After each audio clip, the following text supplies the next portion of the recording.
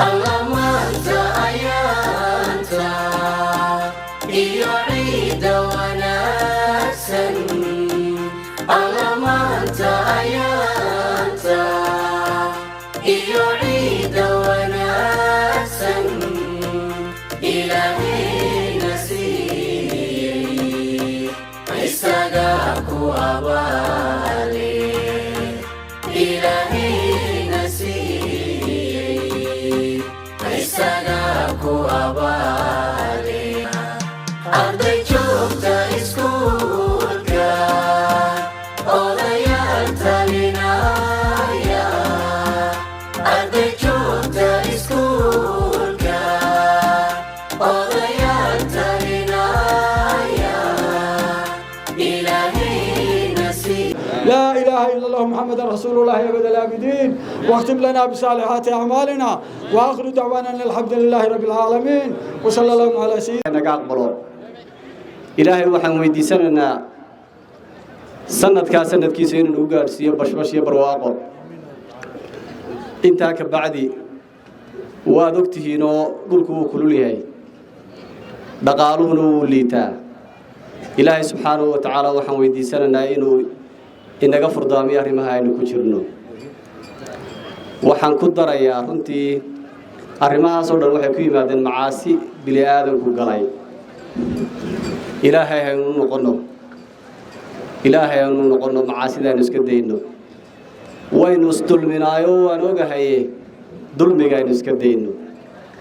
نبني كحوي هي أنو أود شيء جنين إلهي هاللورد وادو رحمات كيسو مركاسي منايا وحن كسو كوبيا إلهي رحمتي سلقة مقصد رحمات كوي منايا شيء جوجل مهم سنة إنه فقرك كقبل كرنا وحوي إنه ندلك وحكلا صوب حنو وحن حوجنا يا أنت فردين تام فريا مرك أنت على الدعاء اللي قلته وين إنه وحصو صار إنه كفلانو نرشينا قعنتين وين سريسو قعنتين وين سريسو وين إنه وحلا صوب حنو ومد بير لي وباهن وارنتي وارنا هذه عرس مركا أنت أصلا كدر دار ميا اللهم صل على سيدنا نبينا محمد وعلى آله وصحبه وسلم الله أكبر الله أكبر الله أكبر إلهي هاي نجا قبول عماشي وناكسنيد إلهي وحن كبر إياه إنه دمانتين إلهي إنه سند كيسة إنه عافمات قبنا بش يبرواقو عبادة صوبا وإنه قارسية دمانتين به waxaan ilaahay ka baryaa inuu acmaasha ka aqbalo maanta xajka taagan ee ilaahay dartii u taagan ilaahay ka aqbalo dhammaanteen ilaahay naga wada aqbalo intaa ka bacdi waxaan halkan salaan iniga sidaa madaxweynaha jamhuuriyadda Soomaaliland Cabdiraxmaan Maxamed Cabdilaahi salaan iga gaarsii yiri ayaan salaan iniga sidaa ummadda reer Gabiley intaa ka bacdi walaalayaal waynu arkaynaa maanta inagoo ku jirna bartankii siigada iyo waxaan ku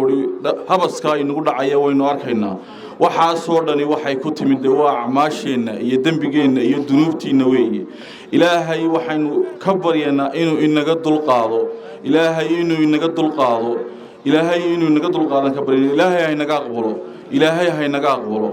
war waxay nagu batay xasadkii iyo xusdigii iyo dhammaan wax alla wixii xumaan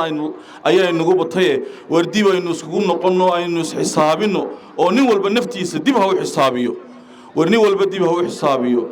waxaan ku soo gabagabeynayaa waxa jira waxyaabo badan oo aynaan reer Gabiley aan jirin ayaa jira waxa jira in khamri iyo xashiishad iyo balaayo ay bahalaha yar bajaajta la yiraahdo ay habeen walba meel walba ka soo gelinayaan war aynu dhammaanteen aynu noqono biliis oo inagu aynu ka shaqeyno oo aynu waxaynu roobka u laanahay oo waxaas aynaan dhaqanka aynaan u lahaan jirin war aynu inagu dib isku noqono aynu xisaabino oo waxyaabaha xunxun aynu iska qabanno hadaynaan inagu iska qaban oo nin walba aanu isxil saarin war taas aynu abada war dib aynu isku noqono oo aynu xisaabino ilaahay waxaan ka baryaa inuu raxmadda inoo shubo ilaahay waxaan ka baryaa inuu raxmad dhaqso inoo shubo aynu isku nimaadno waynu ballami doonaa salaadii roob doontana insha Allah waynu tukananaa cishadii hore halka salaada roob doonta waynu ku tukanay laakiin intaynu ku tukanay dee wax yar baynu ku tukanay war aynu muujino inaynu alla gacmaha hoos qabsano oo aynu barino aynu muujino ولا ليال عيد مبارك كل عام وأنتم بخير تقبل الله منا ومنكم صالح الأعمال هذه آدبان ما أنت waxaan idin sidnaa salaan qiimo badan oo ka timid madaxweynaha jamhuuriyadda Soomaaliland mudane Dr. Cabdiraxmaan Maxamed Cabdullaahi Ciro oo shacabka reer Gabiley isagoo barasaabku idin sheegi doona salaan iga gaarsiiya taasaan horta marka hore idin sidnaa tan labaad maanta waa maalin ciida oo maalin farxadeed sidaa la sheegay waynu arkaynaa siigada iyo ma taqaanaa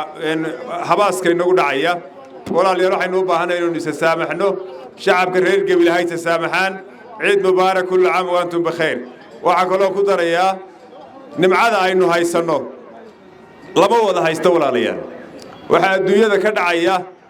ee jaarkeena ka dhacaya ee Soomaaliyada ina sheeganaysa sidii sheekhu sheegay ka dhacaya waad ogtihiin nabadgelyada iyo nabad baa naasna luuga leh waxa la yiri abwaankii Gabiley wuxuu yiri sow nabadu sahaydaada oo sidata uun maaha waxaynu u baahannahay inaynu nabadgelyadeena ilaashano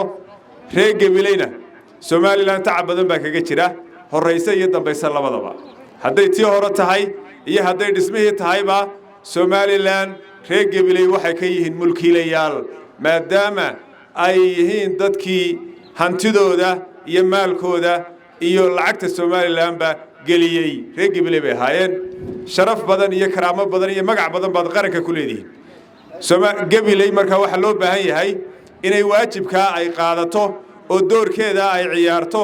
oo doorka ay qaranka gelisay ay ciyaartay u baahannahay oo dawladda jamhuuriyadda Soomaaliland si weyn loo garab istaago oo si weyn loola shaqeeyo maadaama aad ogtihiin maanta wixii aynu u halgamaynay 60 iyo 5 sano inaynu adduunka ka mid noqono ahaa inaynu dawladnimo helaha maanta albaabku saaran yahay waad ogtihiin adduunyadii bay nagu soo jeeda waxa la arkay muhiimadda iyo istaraatiijiyadda ilaahayna dhigay aynu leenahay caalamka indhaha iska qaban kari waay sidaa darteed idaacad kastood furto iyo qanal kastood war ka dhageysanaysa maanta jamhuuriyadda Soomaaliland buu ka faalo